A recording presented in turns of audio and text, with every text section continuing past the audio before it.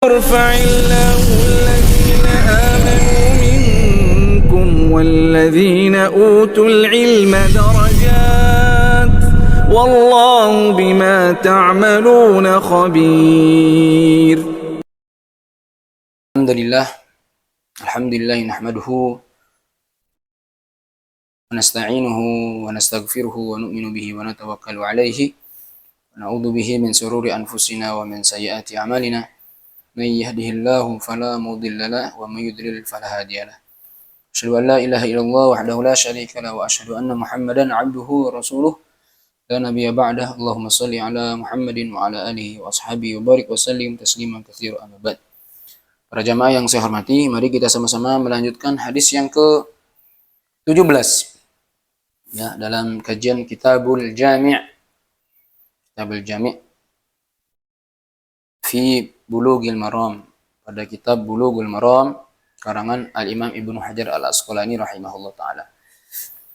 Baik, kemarin kita sudah membahas hadis yang ke-5 dan ke-15 dan ke-16. Sekarang kita masuk hadis yang ke-17. Wa an Ibni Abbas radhiyallahu anhu maqala qala Rasulullah sallallahu alaihi wasallam la tumari akhaka wa la tumazihu wa la ta'idhu maw'idan fatukhlifahu. Akhrajahu Tirmidzi bisanadin fihi du'fun. Dari Ibnu Abbas radhiyallahu anhuma telah berkata, Rasulullah sallallahu alaihi wasallam bersabda, la tumari akhaka, jangan kamu mendebat saudaramu, wala tumazihu, dan jangan kamu mencandainya, wala ta'iduhu mau'idan fatukhlifahu, dan jangan kamu berjanji kepadanya, mau'idan, dengan satu janji, fatukhlifuhu, dan engkau menyelisih janji tersebut. Hadis ini diriwayatkan oleh Imam At-Tirmidzi dengan sanad yang dhaif. Ya, jadi hadis ini hadis dhaif. Tapi para ulama mengatakan walaupun hadis ini dalam segi sanadnya dhaif, tapi dari lafadznya sanad ini baik untuk diamalkan. Kenapa? Karena hadis ini ada syawahid, ada pendukung hadis-hadis yang lain untuk memperkuat lafadz hadis ini. Contoh, dalam hadis yang lain Rasulullah SAW mengatakan, bersabda, abghadur rijali ilallahi aladul khisamu. Orang yang paling dibenci oleh Allah Subhanahu wa taala adalah orang yang suka berdebat, paling lihai di dalam berdebat. Jadi hadis ini mendukung hadis yang kita bahas pada hari ini. Sehingga secara sanad mungkin dhaif, tetapi secara lafadz itu bagus untuk diamalkan. Baik, hadal haditsu yadumu thalathata wasaya. Hadis ini berisi 3 nasihat penting. Fil adabi mal ikhwan, dalam bergaul dengan sesama muslim. Yang pertama, an-nahyu 'anil mumarah, larangan untuk berdebat. Mumarah itu artinya debat, dilarang. Larangan berdebat. Maksudnya apa? Al-muradu bil mumarah, al-mura'u wal jidalu al-batilu lil ghalabati wal inad. Maksudnya, jangan suka mendebat saudaramu, ya, tanpa tujuan yang benar. Jadi yang dimaksud dengan berdebat di sini, jangan kamu suka berdebat atau jangan kamu suka mendebat saudaramu tanpa tujuan yang benar, ya. Yang mana tujuannya itu lil ghalabati wal inad, hanya untuk mencari menang atau menunjukkan kehebatan diri. Nah, ini debat yang seperti ini tidak diperbolehkan. Debatnya hanya untuk untuk menghina orang lain, atau untuk menunjukkan, membanggakan dirinya bahwa dirinya paling hebat, atau dia debatnya bukan dalam rangka mencari kebenaran. Nah, ini debat yang seperti ini yang tidak diperbolehkan. Dan ternyata debat itu juga diperbolehkan dengan syarat. Syaratnya apa saja? 1, Debatnya itu dalam rangka untuk mencari kebenaran. Kemudian atau dia berdebat untuk menegakkan yang hak, yang benar, atau untuk menolong saudaranya yang terzolimi. Ini debat yang diperbolehkan. Mencari kebenaran itu ketika dia berdebat niatnya untuk mencari kebenaran. Ketika ada satu permasalahan, ini yang benar pendapat saya atau pendapat dia, maka terjadi perdebatan. Kalau dalam rangka untuk mencari kebenaran, ini diperbolehkan. Bahkan Allah Subhanahu wa taala mengatakan wala tujadilu ahlal kitab illa billati ihsan. Dan janganlah kalian mendebat ahlul kitab kecuali dengan cara yang baik, dengan cara yang santun. Jangankan kepada sesama muslim, kepada non muslim saja boleh kita berdebat. Kalau apalagi niatnya itu untuk menegakkan kebenaran atau untuk mencari kebenaran, boleh dengan catatan yang bijak, hikmah, sopan, itu diperbolehkan. Ya. Kemudian yang sanian, yang kedua, nasihat daripada hadis ini, yang kedua, an-nahyu 'anil muzahi al-mufrid, larangan berlebihan di dalam bercanda. Muzah itu berlebihan di dalam bercanda. Al-murad maksudnya al-iktsaru minal muzahi wat tahawunu fil aqwal. Maksudnya jangan terlalu banyak bercanda atau bercanda yang menyakitkan perasaan. Nah, ini yang canda yang tidak diperbolehkan seperti itu. Canda yang di situ ada unsur kebohongan atau candanya menyebabkan atau canda ada unsur untuk menyakiti perasaan orang. Ya, ini yang tidak diperbolehkan. Bercanda itu boleh-boleh saja. Ya, karena terkadang ternyata Rasulullah SAW pun pernah bercanda dengan sahabat-sahabat yang lainnya. Tetapi Rasulullah ketika bercanda dengan sahabat itu tidak ada unsur kebohongan atau tidak ada unsur penghinaan, menghina para sahabat. Terkadang ada orang bercanda itu saking berlebihannya sampai orang yang dicanda itu gak suka atau sakit hati sehingga timbul permusuhan. Nah, ini canda yang sepertinya yang tidak diperbolehkan ya. Ketika Rasulullah SAW bercanda dengan sahabat-sahabat yang lainnya, maka Rasulullah ditanya oleh para sahabat, ya Rasulullah innaka tuda'ibuna, wahai Rasulullah engkau mencandai kami. Maka sahabat Rasulullah mengatakan, inilah aqulu ila haqqan, ya saya bercanda kepada kalian, namun aku tidak bercanda kecuali haqqan, kecuali perkataan-perkataan yang benar. Gitu Pak ya.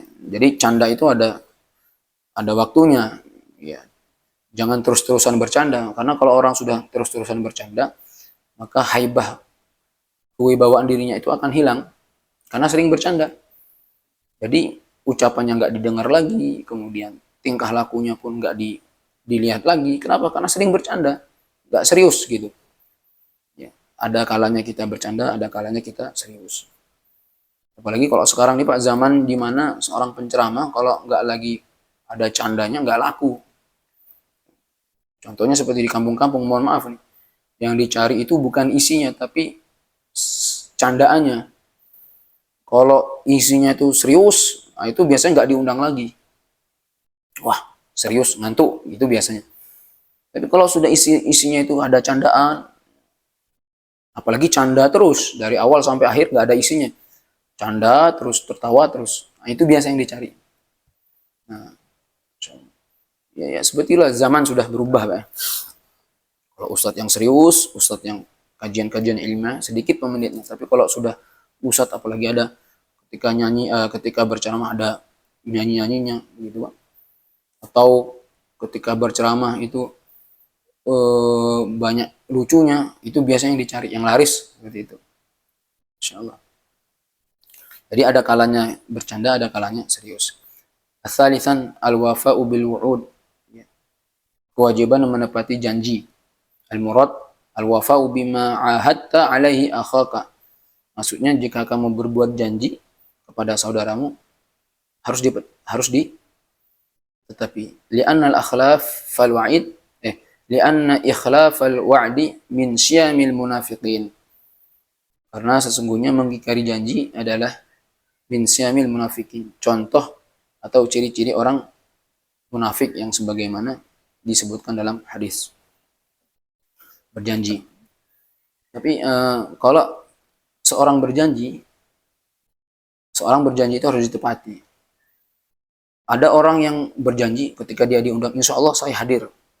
Tetapi dalam hatinya itu sudah ada niatan untuk tidak hadir. Nah ini yang disebut munafik yang tidak diperbolehkan. Ya. Saya besok janji saya akan datang. Tapi dalam hatinya itu sudah mengatakan saya tidak akan datang. Apa yang diucapkan lisannya itu tidak sesuai dengan perkataan hati. Lisan mengatakan saya akan datang, sedangkan hatinya tidak. Nah, itu nggak boleh. Beda halnya kalau dia sudah berjanji, dia niat memang untuk datang. Ternyata ketika hari H, dia nggak bisa datang karena ada halangan yang menyebabkan dia nggak bisa hadir. Sudah diusahakan, dia pun nggak bisa hadir. Nah, ini beda cerita. Dia bukan termasuk orang yang munafik. Yang dimaksud dengan munafik itu adalah orang yang lisannya mengatakan saya berjanji besok akan datang, tapi hatinya tuh sudah ada niatan untuk tidak hadir. Nah, ini yang disebut dengan al-munafik. Inilah yang menyebabkan pecahnya persaudaraan, menimbulkan permusuhan ya seperti ini, tidak menepati daripada janji. Baik, kita lanjut hadis yang ke-18. An Abi Sa'idin Al-Khudri radhiyallahu anhu qala Rasulullah sallallahu alaihi wasallam khaslatani la yajtami'ani fi mu'minin al-bukhlu wa su'ul khulqi akhrajahu Tirmidzi. Baik, tambihun al-hadis sanaduhu dha'fun kama asyara Tirmidzi walakin ma'nahu sahih muayyadun bi adillati ukhra min al-kitab wa sunnah ta'muru bi husnil khuluqi wa tadhummul bukhlu wa tadhummul bukhla. Hadis ini saya bacakan dulu hadisnya ya. Ada Rasulullah SAW bersabda, khaslatan ada dua perkara, la yastami'an yang tidak akan berkumpul fi mu'min dalam tubuh seorang beriman. Yang pertama al-bukhlu, sifat bakhil, pelit, wa su'ul khuluqi dan akhlak yang buruk. Hadis ini diriwayatkan oleh Imam Tirmizi. Sanadnya juga dhaif sebagaimana yang disyaratkan oleh Imam Tirmizi, tapi maknanya sahih. Kenapa? Karena ada terikat dengan dalil-dalil yang lain. Sebagaimana telah kita jelaskannya. Baik. Masya Allah. Hadis ini menjelaskan tentang al-bukhlu. Bakhil ya. Bakhil. Di sini saking buruknya sifat bakhil itu Allah Subhanahu wa taala sampai menjelaskan di dalam Al-Qur'an wala yahuddu ala tu'amil miskin. Mereka tidak mengajak orang-orang untuk memberi makan kepada fakir miskin. Pelit, dia tidak mau mengeluarkan hartanya untuk membantu orang lain. Namanya bukhl. Walam nakunu tu'imul miskin.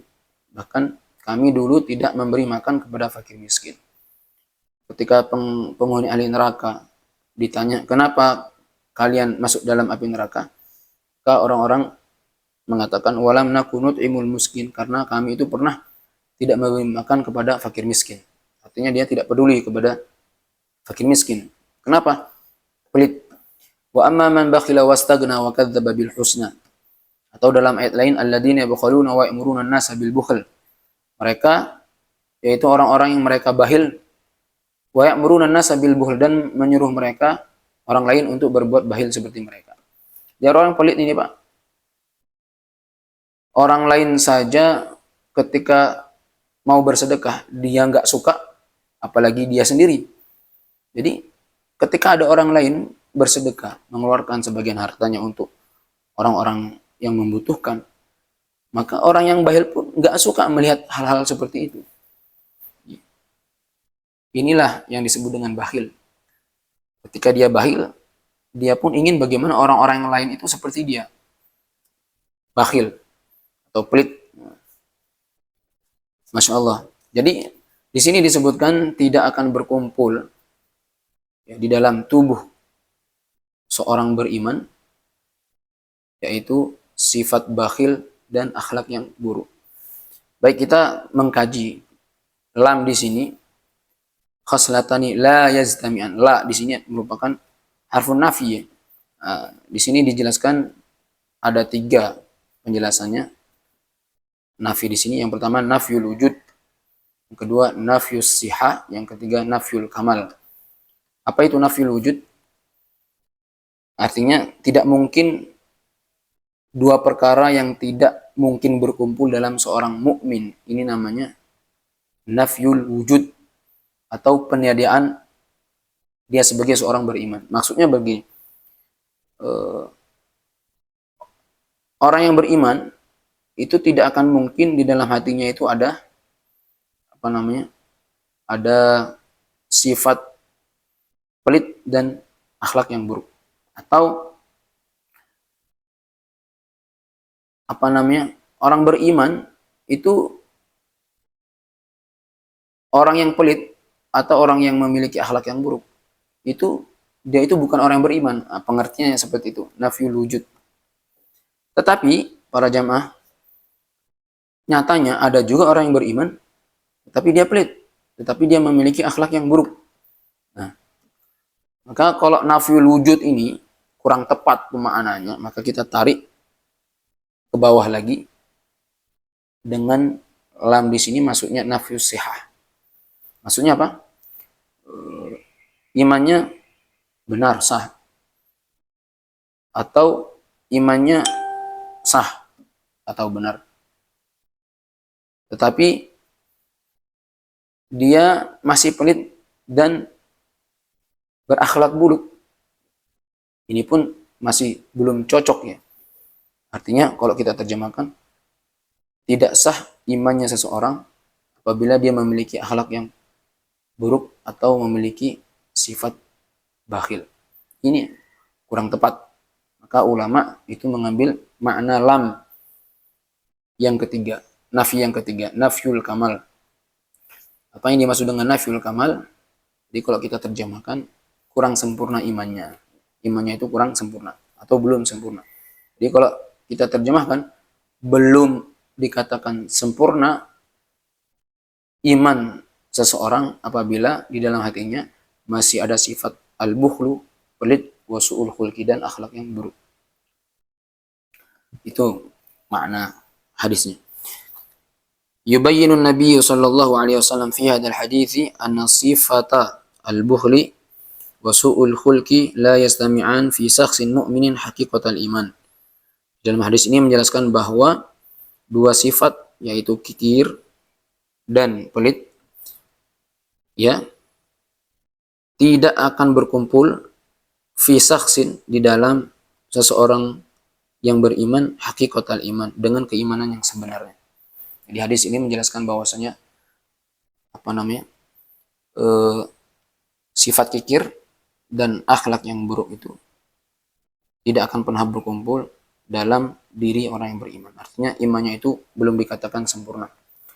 Wadzalika li'anna al-bukhla huwa man'ul infaq fima yuhibbu au yustahabbu. Hal itu karena kikir adalah man'ul infaq, menahan diri dari berinfak, fima yajibu au yustahabbu. Padahal berinfak itu adalah hal yang wajib dan yustahab, dan yang sangat dianjurkan. Wa huwa nasyi'un min du'fi thiqati billahi wal iman biyaumil akhir. Dan itu timbul dari lemahnya kepercayaan kepada Allah Subhanahu wa taala dan lemahnya iman kepada hari akhir. Jadi bakhil ini, para jamaah, sebenarnya sifat bakhil ini adalah sifat yang tanda kutip ya, yang tidak yakin dengan janji Allah Subhanahu wa taala, atau lemah keimanannya akan janji-janji Allah Subhanahu wa taala. Maka benar kata Nabi, kurang sempurna iman seseorang itu kalau dalam hatinya itu ada sifat bakhil.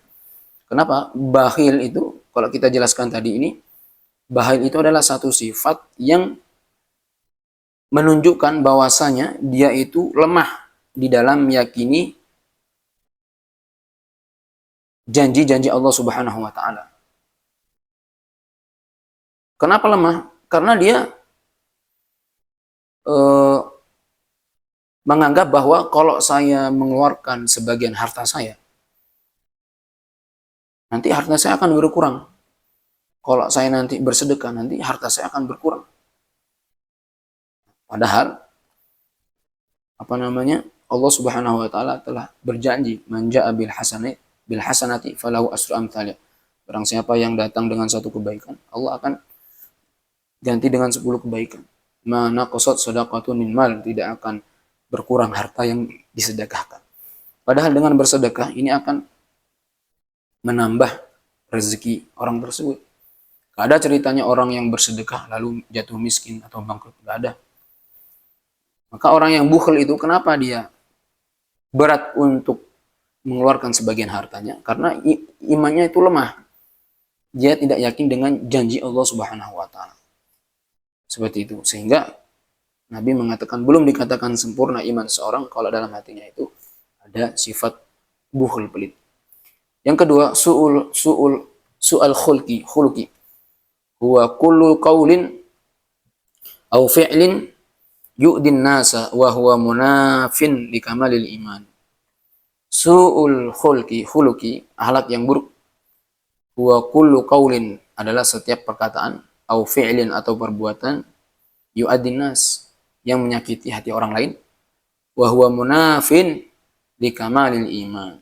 Dan itu tentu bentuk atau itu merupakan bertentangan li kamalil iman, dengan kesempurnaan iman. Ya. Jadi orang yang akhlak yang buruk itu, mohon maaf, jadi tidak akan sempurna iman seseorang apabila dia masih memiliki akhlak yang buruk. Wa illatu adamil izdima.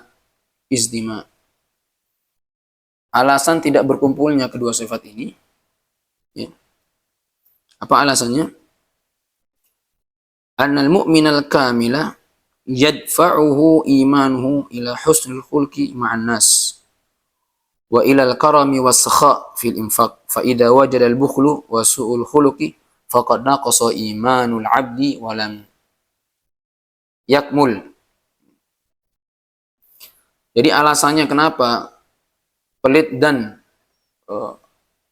buruknya akhlak ini tidak berkumpul dalam tubuh atau dalam diri seorang yang beriman, karena seorang mukmin yang sempurna, annal mu'minal kamil, seorang mukmin yang sempurna, yadfa'u imanu ila husnil khuluqi, itu akan mendorong, atau seorang mukmin yang sempurna itu akan didorong oleh imannya ila husnul khuluqi, untuk berakhlak yang mulia terhadap ma'nas, terhadap manusia. Wa ilal karami, dan untuk dermawan, was-sakha fil infaq, ya, untuk dermawan serta murah hati dalam berinfak. Fa idza wajadal bukhlu, dan jika ditemukan sifat kikir seperti ini, wa su'ul khulqi, dan akhlak yang buruk, faqad naqasa imanul 'abdi wa lam yakmul, maka itu menandakan iman seseorang itu berkurang dan belum sempurna. Para jamaah yang dirahmati oleh Allah, ternyata akhlak itu telah dibagi oleh Allah Subhanahu wa taala sebagaimana Allah telah membagi rezeki manusia. Kalau kita lihat rezeki itu kan semua telah dijatah oleh Allah Subhanahu wa taala. Ini rezekinya sedikit, ini rezekinya sedang, ini rezekinya agak banyak. Akhlak manusia pun seperti itu. Allah membaginya sebagaimana Allah membagi rezeki. Ada akhlak orang itu yang buruk, ada yang agak baik, bahkan ada yang sangat sempurna. Sebagaimana Rasulullah SAW sabdakan, Innallaha qassama bainakum akhlaqakum kama qassama bainakum arzaqakum. Sesungguhnya Allah itu telah membagi akhlak-akhlak kalian sebagaimana Allah telah membagi rezeki-rezeki kalian. Wa inna Allah azza wa jalla yu'ti dunya man yuhib. Allah itu memberikan dunia kepada orang yang disukai, wa man la yuhib, atau orang yang tidak disukai. Wala yu'tid din, tapi kalau dalam urusan agama, Allah tidak akan memberi agama tersebut illa man ahab, kecuali orang-orang yang Allah cintai. Jadi kalau urusan rezeki semua Allah kasih. Orang kafir kah, orang iman kah, dia ahli ibadah atau tidak, atau dia seorang yang zalim, semua dibagi oleh Allah Subhanahu wa taala. Dalam urusan rezeki Allah tidak memandang, dalam urusan rezeki semua Allah kasih. Baik yang dicintai maupun yang tidak dicintai Allah kasih. Orang kafir, orang beriman, semua Allah kasih. Tapi dalam urusan agama, Allah hanya memberi kepada orang yang Allah cintai. Jadi, akhlak itu harus diusahakan. Akhlak itu harus diusahakan. Ya. Sebagaimana rezeki itu diusahakan. Rezeki itu dicari. Kalau orang nggak bekerja, maka dia tidak akan mendapat rezeki. Kalau orang itu rajin bekerja, maka rezekinya pun akan bertambah. Begitu juga dengan akhlak. Akhlak itu harus dicari. Dengan cara apa? Duduk dalam majelis ilmu, mendengar kalam-kalam para ulama. Maka dengan kita duduk dengan mereka, kita hadir dalam majelis ilmu, maka akhlak yang tadinya kurang baik akan menjadi baik. Akhlak yang buruk berubah akan menjadi akhlak yang lebih baik lagi. Karena akhlak itu harus diusahakan sebagaimana rezeki harus dicari dan harus diusahakan. Jamaah yang dirahmati oleh Allah Subhanahu wa taala, ini pengertian daripada hadis yang ke-18. Sekarang kita masuk daripada hadis yang ke-19. An Abi Hurairah radhiyallahu anhu anna Rasulullah sallallahu alaihi wasallam qala al-mustabbani ma qala fa'ala al-badi ma lam ya'tadil madlum, rawahu Muslim fi sahih. Dari Abu Hurairah radhiyallahu anhu bahwasanya Rasulullah sallallahu alaihi wasallam bersabda, al-mustabban, orang yang saling mencaci, orang yang saling mencaci maki. Ma qala, maka apa yang diucapkan oleh keduanya, fa'alal badi, dosanya itu akan kembali kepada orang yang mulai, orang yang memaki. Malam ya'tadil madlumu, selagi orang yang dimaki, yang dizalimi itu tidak melampaui batas. Baik, kita akan membaca syarah daripada hadis ini. Al-mustabban, dua orang yang saling mencaci. Jadi saling mencaci itu nggak boleh. Ya. Karena apa? Karena itu akan menyakiti hati saudara yang lainnya. Bahkan Nabi mengatakan sibabul muslimi fusukun wa qitalu kufrun. Mencaci seorang muslim itu kefasikan. Wa qitalu kufrun, dan memelangi seorang muslim itu adalah kekufuran. Ya, mencaci. Maksudnya mencaci dengan mengeluarkan kata-kata yang keji, kata-kata yang enggak baik. Ini namanya al-mustaban, mencaci, atau dua orang yang saling mencaci. Contoh, si A mencaci si B. Bapakmu gila. Si B menjawab, bapakmu juga gila. Bapakmu sinting. Si B membalas cacian si A, bapakmu juga sinting. Maka dosa keduanya yang saling mencaci, ini akan dilarikan semua dosa-dosanya itu kepada siapa? Kepada si A. Kenapa?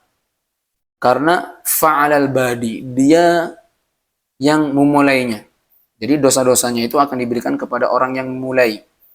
Dengan catatan malam ya'tadil maglumu, selagi orang yang dizalimi, orang yang dicaci maki itu, dia membalasnya tidak melampaui batas. Si A mencaci si B, kamu gila. Si B pun mengatakan kepada si A, kamu juga gila.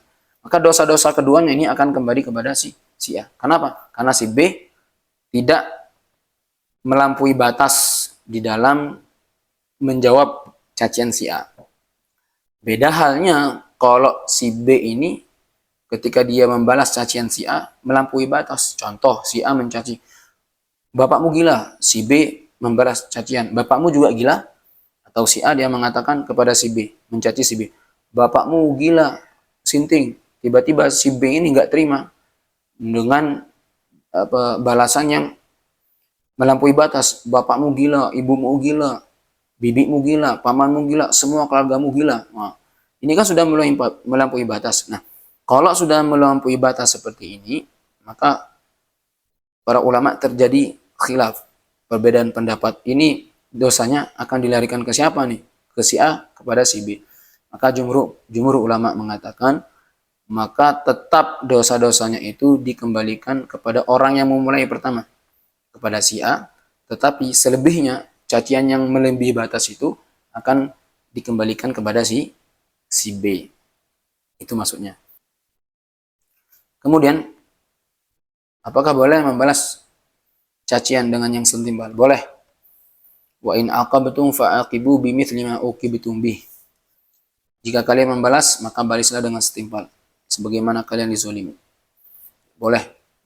Kalau dia mencaci bapakmu gila, maka boleh si B menjawab cacian bapakmu juga gila, boleh dengan balasan setimpal. Tetapi di sini Allah mengatakan wala in sabartum lahu khairul lisabirin. Tapi kalau kamu sabar dengan cacian tersebut, maka itu lebih baik untuk kamu. Jadi tidak membalas cacian itu sangat baik daripada harus membalas cacian. Para jamaah yang dirahmati oleh Allah Subhanahu wa taala,